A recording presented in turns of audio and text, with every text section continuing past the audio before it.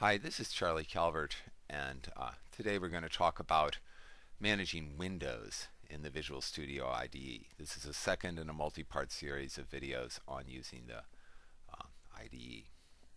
We're going to go ahead and first let's set everything back to its default. We're going to go ahead and choose Window, and we're going to say Reset Window Layout, and that gives us in this default pattern with the Solution Explorer over here and the Designer or the Editor over here.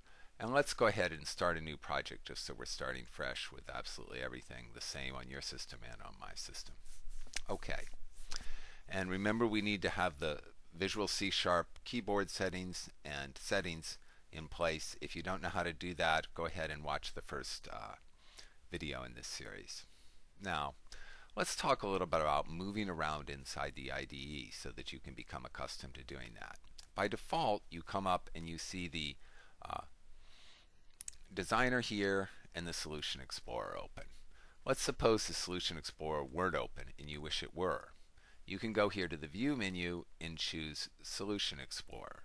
Notice, and that will bring it up. Notice when you're looking at the menu that it says for Solution Explorer, Control plus W, S is the hotkey, the key binding to get you to the Solution Explorer. What does that mean? Control plus W, S. It means if you hold down the Control key, then tap W, you get placed in a special mode. Down here at the bottom, you can see Control plus W is pressed. They're waiting for the second key of the chord.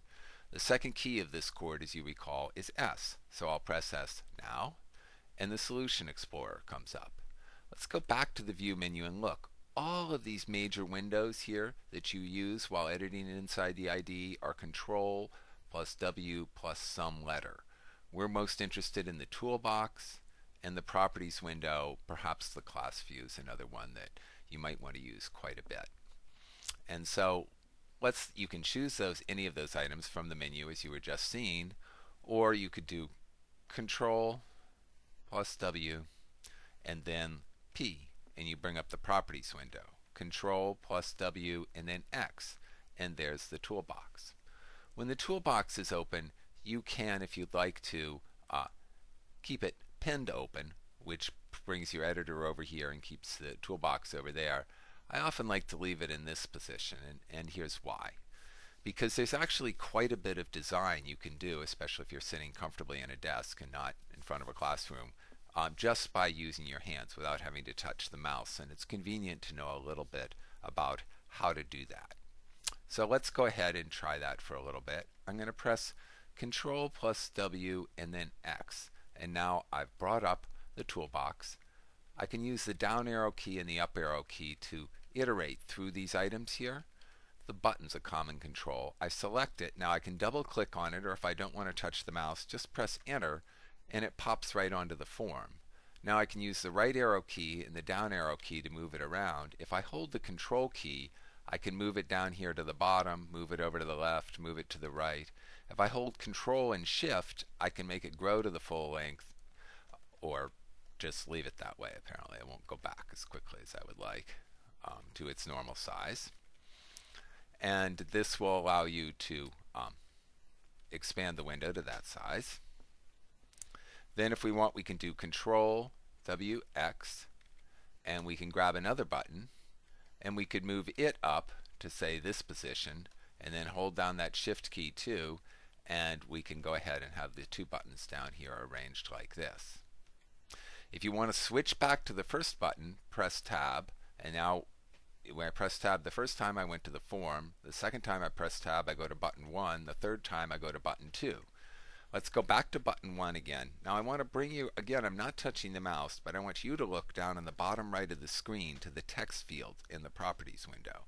So you can see right now the text for this button is button 1. You don't have to touch anything to change that button, that text. You can simply type right now action, and you can see I was taken automatically to the Properties window into the default field, the text field, and now I've gone ahead and changed that control. If I press Tab while I'm in here, I get stuck inside this window. But what I can do to move around is go Control WS. That brings me up to the Solution Explorer. Then I can come down here to Form1.s, and now I can press Shift F7, and that takes me back into the designer. And now I can tab around through the designer, going from the form to button 1 to button 2. And now I can change the text for button 2 just simply by starting to type compute, and there it is. So now I've been able to set those two fields automatically. Again, I can go back up to the Solution Explorer, then Shift F7 over to the designer, or I could have just pressed Control WX and brought up the toolbox here. Now I can scroll down here and get a text box, press Enter, get it placed in this window, hold down that Control key, and I can move that text box around, hold down the Shift key too, and I can go ahead and change the size of that text control. Control WX.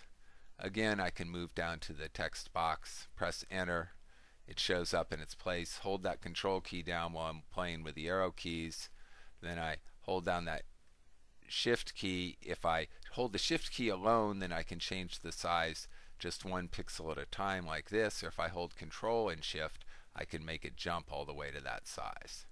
And then if I want to shrink it back down again, just hold the Shift key, apparently is the way that works, or hold Control Shift and the right arrow, and it'll go ahead and grow to that size. So now I've done at least a little bit of my layout that I might want to do here now. At this stage, you might want to rename all your controls, and I think you all know that you can come over here to the Properties window and rename them by scrolling up here and changing things that way. Okay? If you don't like that alternative, you do actually have an option at this point. You can press Control WS to get up to the Solution Explorer, and then there's this file here, form1.designer.cs. Just press Enter on it, and you'll come down here into this file here. And there's no reason why you can't just rename your controls right down here. As you know, if you want to rename, you've got a refactoring tool built into the IDE. You can right-click to bring up the pop-up menu and then choose Refactor Rename, and you can rename the button to button 1, button action, right? And then it brings up this Preview Changes dialog, and you can preview all your changes, making sure that they're the changes that you want to make. You can actually scroll through here and see, are these the changes I want to make? And it'll show you the places in your code where things are going to be changed, and you can just press Apply, and now all those changes were made. And you can come down to the next one. If you don't want to use the mouse, just press F2, and that brings up that same dialog, and we can change this one to button Compute, and then just press Enter to get the default action. Again, just press Enter to do Apply to get that default action. And down here we can do the same thing for text box 1. We can call it text box first name, and go ahead and apply, make all the changes we want to make. Come down here, again press F2, go text box last name, and then press Enter, and everything changes for us. Okay? At this stage, you might want to make sure that everything still compiles, and it does. And if it does, you might want to go Control WS to get yourself back up to the Solution Explorer. Now notice as we move up and down with the arrow keys, we can move through the items in the Solution Explorer, choose form1.cs, and now press Shift F7, and it takes you back to the designer. So you're in the designer, and you can move around through the items in the designer here. Now we have the Action button selected, and if we simply press Enter with the Select Action button selected, then we'll create by default a button handler for this particular control. We've talked in class quite a bit about this button action click business with a small b, which isn't correct form. So we put the mouse over button action, or put the cursor over button action click. We don't have to use the mouse. We just press F2, and now we can go over here, set the B to capital B, take all the default actions, and now everything's been set again. And if we compile again, we can still see it works. And now we can start working with our code a little bit. Now at this stage, I'm going to intentionally make a mistake because we'll frequently end up in the situation where we make mistakes while we're editing, and there's ways again to handle that automatically.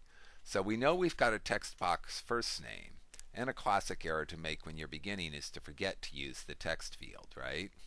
You forget to use that and you try to set text box first name equals Alan, let's say, and then text box last name. We select the item we want from the IntelliSense window, press tab, and then we type in what we're going to type here.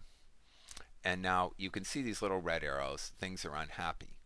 Suppose you pressed F6 now to try to compile.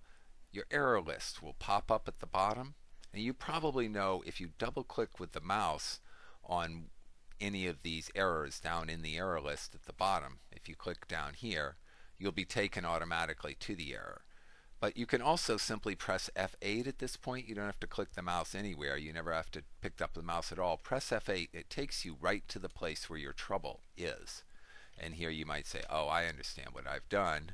And you fix it like this. Now, to get to the next one, the next one might be way off screen, might be on another page in a big project. So you just press F8 again, and it just takes you to the next error automatically. That's F8 that will just take you to your next error, so you can fix them all.